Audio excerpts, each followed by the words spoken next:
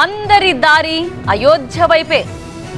సాధువులు ప్రముఖులు అందరూ అయోధ్య చేరుకుంటున్నారు. ఉదయం 10:25 అయోధ్య చేరుకోబోతున్నారు ప్రధాని మోదీ. కట్టుదిట్టమైన భద్రతా వలయంలోకి అయోధ్య వెళ్లబోతోంది. రామ్లల్లా ప్రాణ ప్రతిష్టకు 7,000 మందికి ఆహ్వానాలందాయి. అతిథుల్లో 4,000 మంది స్వామీజీలు, 50 మంది విదేశీయులు ఉన్నారు. విఐపీల తాకిడితో అయోధ్యకు 100కు పైగా చార్టర్డ్ విమానాలు వస్తున్నాయి. 12,000 మంది పోలీసులు, 10,000 సీసీ కెమెరాలు, ఏఐతో నిఘా పెట్టారు.